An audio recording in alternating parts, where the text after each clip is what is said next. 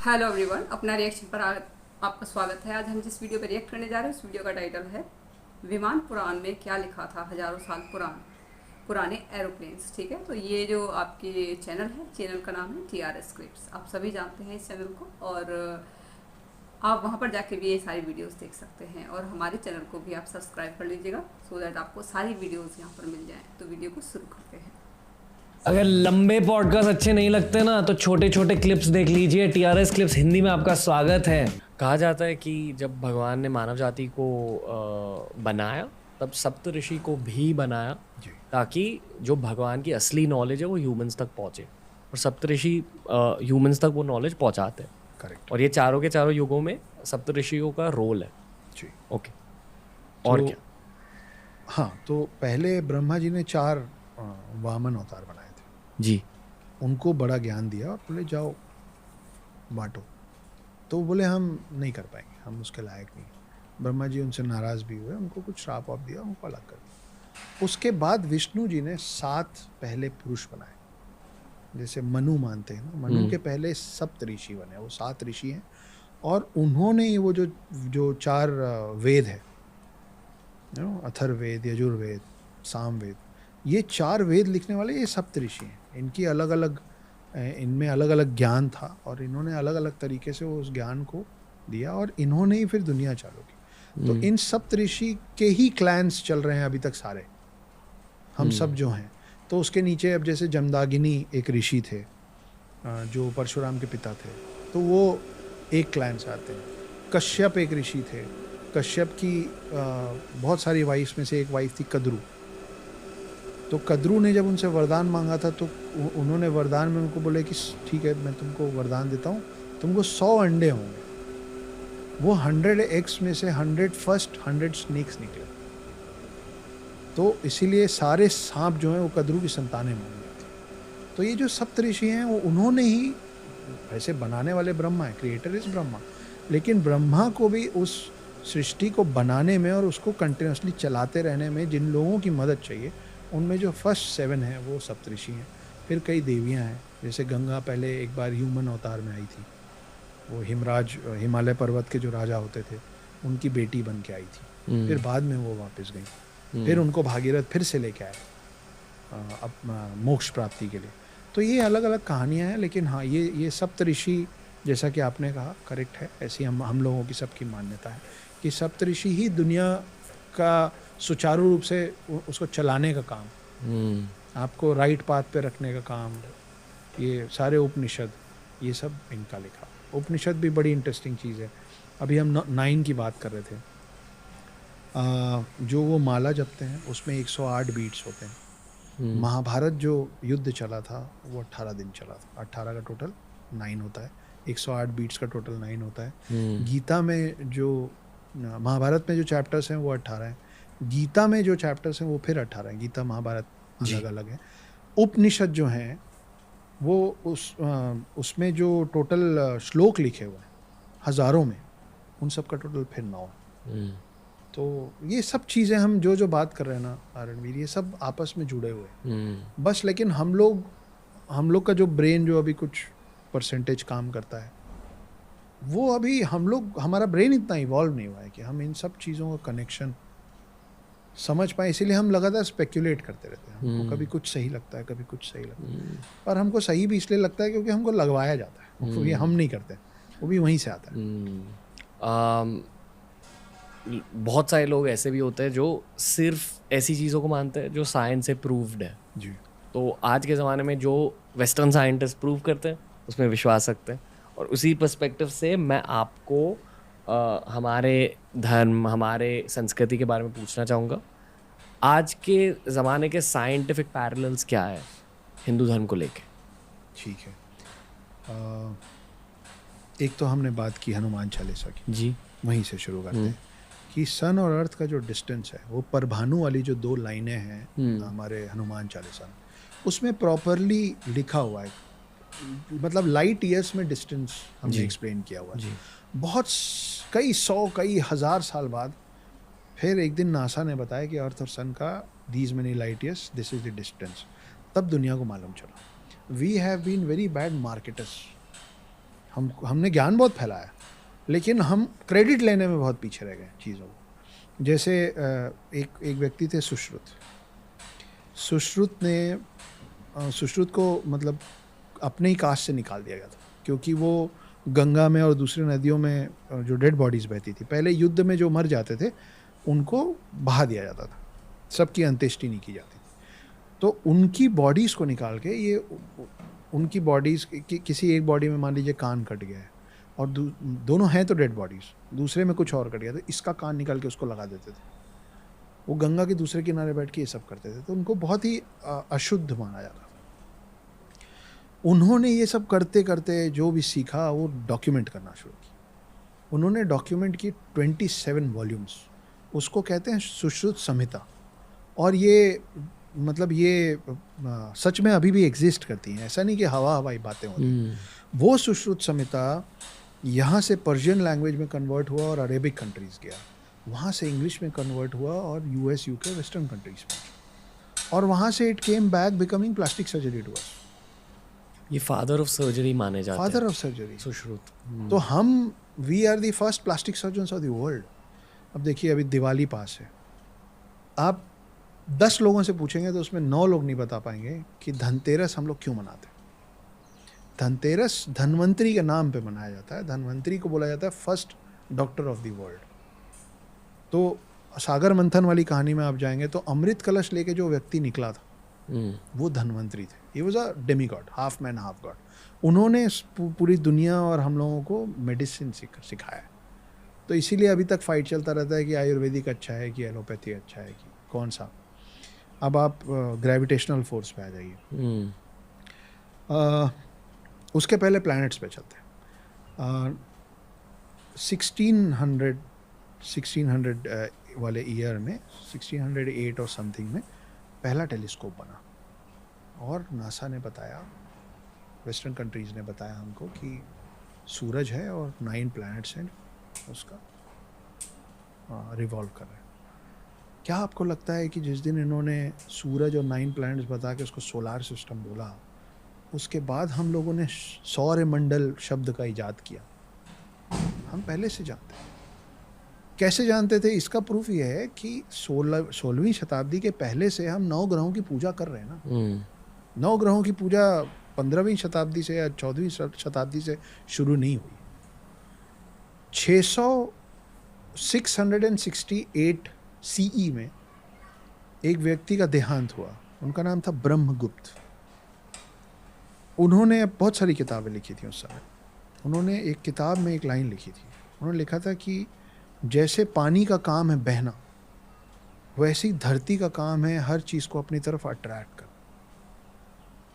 इस व्यक्ति की डेथ हुई 668 CE में।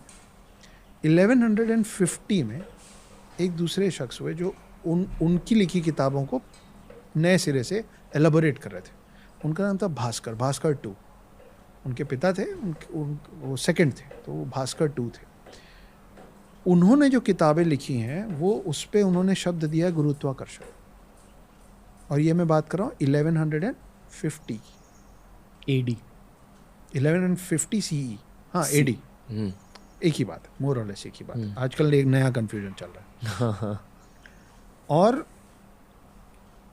ये जो gravitational force the theory of Newton बोला जाता है, ये हुआ है अराउंड 1600 में। तो वो जो मतलब हमने विमाना पुराण लिखा है, उस पर अब नासा सच में उसका प्रोटोटाइप तैयार कर रहा है, जिसमें फ्यूल में मर्क्यूरी यूज़ होता है। मर्क्यूरी का ये होता है कि जैसे उसको गर्म करते हैं तो वो लाइट होता जाता है। तो आप किसी चीज़ को लाइट करेंगे, बलून कैसे उड़ता है? हीलियम गर्म होता है तो लाइट होता है तो ऊपर चला है। हमको आप सोचिए ना कि कैसे कोई विमान पुराण लिखेगा, कोई ऐसा शख्स विमान पुराण लिख सकता है लॉजिकली जिसको गुरुत्वाकर्षण ग्रेविटेशनल फोर्स की समझ ना हो। इम्पॉसिबल। तो हम विमान पुराण लिख चुके थे, हम ग्रेविटेशनल फोर्स 668 में बोलने वाला वो आदमी मर गया।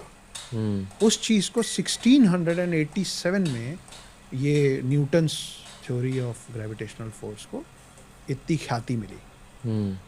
आप 668 और 1687 जोड़ेंगे ना तो 1000 साल से भी ज़्यादा होता है। तो we have been very very scientific to all the approaches. विमानस के बारे में आपने पढ़ा? जी ओके। यूएफओ शेप्ड विमानस भी होते थे, सर्कुलर जी। विमानस भी होते थे। और ये जो मर्क्यूरी की बात आपने जस्ट अभी करी, ये मैंने पढ़ा है कि मर्क्यूरी पावर्ड विमानस होते थे, पर मैं ये नहीं जानता था कि अगर हम मर्क्यूरी को हीट करते हैं तो लाइटर हो जाता है। ओके, मतलब मर्क्यूरी का भी शायद एक गैशियस स्टेट होता होगा, आई एम श्योर, क्योंकि लिक्विड स्टेट में है। तो नहीं, वो गैशियस स्टेट में नहीं होता, वो सॉलिड स्टेट भी नहीं हो पाता। ओके, बड़ा अतरंगी मतलब बिल्कुल गैशियस स्टेट होता ही नहीं उसका। उतना डिटेल में मुझे नहीं मालूम। कुछ तो स्मोक निकलता होगा, लेकिन वो अपना फॉर्म चेंज नहीं करता। Okay, it just gets lighter and lighter as it heats. मतलब अगर वो विमान में यूज होता होगा, it must be getting lighter than air at some temperature. तो बेसिकली वो टेम्परेचर अगर आपने जनरेट कर दिया किसी वजह से, तो शायद विमान उड़ सकता। आप अगर विमाना पुराण के कुछ सारा कुछ तो मेरे को मिलता नहीं है, पर जो भी थोड़ा बहुत मैं समझ पाया हूँ या देखा हूँ या पढ़ा हूँ, उसमें ना पूरा स्ट्रक्चर है। सिर्फ ऐसा नहीं कि थ्योरेटिकल नहीं बताया हुआ सिर्फ, उसको प्रैक्टिकली भी उन्होंने बताया हुआ कि भाई उसमें प्रोपेलर्स हैं, उसमें जेट बूस्टर्स हैं, कि यू नो ऐसा नहीं कि वो धीरे धीरे गर्म हो रहा है तो ये ऊपर जा रहा है। उसको रोक के पहले गर्म करके सडनली उसका प्रेशर निकाला ताकि वो अर्थ को छोड़े।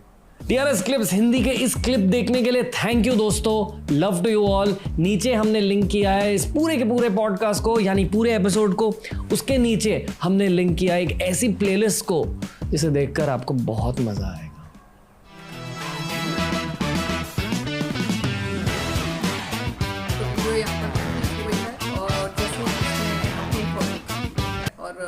इस वीक इसके बारे में मैंने पहले भी पढ़ा था, विमान शास्त्र, और मैं कई वीडियो में डिस्कस भी कर चुकी हूँ विमान शास्त्र के बारे में, कि हमारे यहाँ पर जब अब जैसे ये बोलते हैं ग्रेविटेशनल फोर्स, ठीक है, उसके बाद में ग्रह क्या बोलते हैं, सौरमंडल को क्या बोलते हैं, ये सोलर सिस्टम, ठीक है।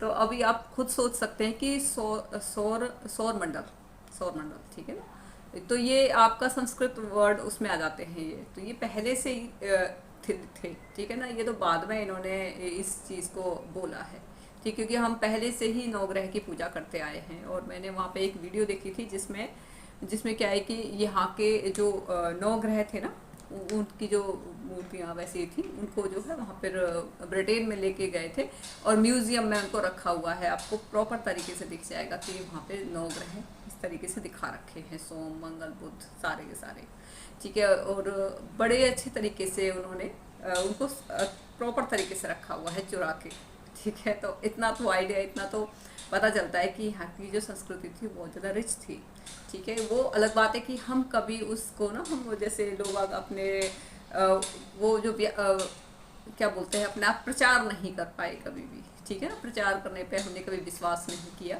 और फिर आक्रांता यहाँ पर आते चले गए और यहाँ से चीज़ें जो बाहर जाती चली गई।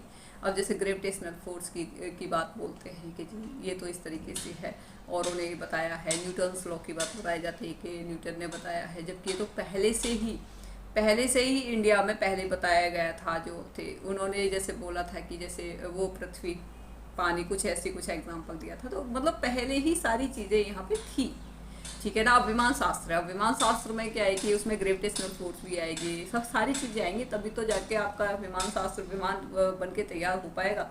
तो ये तो सारी चीज़ें पहले ही लिख चुकी थी, ठीक है। तो नॉलेज हमें पहले से ही थी, बस हम कभी उसका प्रचार नहीं कर पाए। यहाँ से ये जो चीज़ें गई हैं वो अलग लैंग्वेज में दूसरी जगह ट्रांसलेट हुई हैं, फिर दूसरी जगह ट्रांसलेट हुई हैं, फिर उन्होंने फिर उसको अपना हजार साल बाद जाके इन्होंने बोला है कि ये तो सौरमंडल को सोलर सिस्टम बोला गया है। मतलब इतना टाइम लेके, जबकि ये सारी चीज़ें पहले से ही थी। अब जैसे उनका था जो सर्जरी करते हैं, वो करते थे, सर्जरी वगैरह करते थे, तो वो बताते हैं कि जैसे मान लो किसी की डेड बॉडी वगैरह होती थी, हमारे यहाँ पर क्या रिवाज है कि बहुतों को बहा भी दिया जाता है, गंगा में बहा देते हैं और वो क्या बोलते हैं जला भी देते हैं। तो जैसे वो डेड बॉडीज़ को लेकर उनके वो ऑपरेशन वगैरह, वैसे कोई किसी का कहीं अंग कोई नहीं है तो वहाँ लगा दिया, तो इस तरीके से वो उनके बाकायदा वो नोट्स वगैरह बनाया करते थे। तो लोग उनको अशुद्ध मानते थे, इस तरीके से क्या करते रहते हैं ये। लेकिन अब वो धीरे धीरे वो सारी चीज़ें बाहर गई, विदेशों में गई, और उसको फिर सर्जरी का नाम दे दिया गया, ठीक है ना। तो कोरिया में आजकल देखते हैं कि सर्जरी बहुत ज़्यादा होती है, प्लास्टिक सर्जरी, वहाँ बहुत ज़्यादा क्रेज़ है, चाहे लड़के हों चाहे लड़कियां हों, वहाँ पे बहुत ज़्यादा प्लास्टिक सर्जरी का क्रेज़ है। इंडियन को ज़्यादा मतलब नहीं है, वो ज़्यादा विदेशी लोग बोलते भी हैं कि इंडियंस बिल्कुल भी सुंदर, अपनी जो खूबसूरती है ना उस पर फोकस नहीं करते हैं वो। हाँ, वो पढ़ने पे ज़रूर फोकस करते हैं लेकिन अपनी इस खूबसूरती पे फोकस नहीं करते। वो ये बोलते हैं, उनके दिमाग में ये चीज़ें रहती हैं और ये सच भी है। हम अपने उस पर फोकस नहीं करते। मैंने देखा है कि और जैसे वीडियोस वगैरह देखते रहते हैं हम कोरियन वगैरह की या कहीं भी, तो लड़के भी है ना वो भी इतना ज़्यादा सज धज के और मतलब पूरा पेडिक्योर मैनिक्योर और ये मेकअप लिपस्टिक वगैरह इतना ज़्यादा मतलब तैयार होकर रहते हैं जैसे लड़कियां भी यहाँ की नहीं रहती। लड़कियां भी, हम भी लड़की हैं, हम भी देखो सिंपल ही रहते। तो क्या है कि इंडियंस में क्रेज़ नहीं है कि वो अपने सुंदरता पे ज़्यादा ध्यान दें। हाँ, ये है कि अपने काम से काम रखते हैं, अपने एजुकेशन पे ज़्यादा फोकस रखना, इन सब चीज़ों पे ज़्यादा फोकस रखा जाता है। इसलिए इंडियन से ही ज़्यादा वो सारे CEO वगैरह निकलते हैं और जगह से नहीं निकलते। तो ये चीज़ें हैं। अच्छा, वो जैसे प्लास्टिक सर्जरी का कहा, तो प्लास्टिक सर्जरी सबसे पहले इंडिया में ही हुई थी, उसके बाद में ये सारी चीज़ें बाहर की तरफ फैलती चली गई। विमान शास्त्र भी इंडिया में ही, भारत में जो यहाँ पे सारी चीज़ें पहले से ही थी, ठीक है। बाद में यहाँ की लैंग्वेज, यहाँ के जो शास्त्र से दूसरों देशों ने पढ़े, उनको ट्रांसलेट किया, फिर उसको डिफरेंट मतलब अपने नाम पे कर लिया, राइट ब्रदर्स के नाम से बोल दिया, कभी कुछ बोल दिया, कभी कुछ बोल दिया। तो बहुत सारी चीज़ें हुई हैं, ठीक है। और अभी तो नासा भी रिसर्च कर रहे हैं इन सब चीज़ों पे, वीरों पे तो रिसर्च चल ही रहा है, क्योंकि पता है कि सारा साइंटिफिक है, इसमें कुछ है ही नहीं, गलत तो कुछ है ही नहीं। वो अलग बात है कि आप कहाँ तक पहुँच पाते हैं। और वो बताते हैं कि जो सप्तऋषि के बारे में बताया उन्होंने कि किस तरीके से जो सारी यहाँ पे जो जितनी भी पॉपुलेशन है और जीव जंतु जो भी हैं, सप्तऋषि के जो थे वहाँ से वो निकलते हैं, ठीक है। और भी इन्होंने काफ़ी सारी हमारी उसके बारे में बताया, इतिहास के बारे में बताया। तो बहुत ज़्यादा काफ़ी नॉलेजेबल पर्सन हैं ये। और मैंने इनकी एक वीडियो पहले पे भी मतलब रिएक्ट किया था, काफ़ी अच्छी वीडियो, मतलब इनको नॉलेज है इनको। तो आप बताइए कि आपको कैसा लगा रिएक्शन। अगर आपको ये वीडियो पसंद आई हो तो आप इस चैनल को सब्सक्राइब कर दीजिए, लाइक कर दीजिए, शेयर जरूर कर दीजिएगा। जय श्री राम, और कमेंट्स में जय श्री राम जरूर लिखिएगा। जय श्री राम।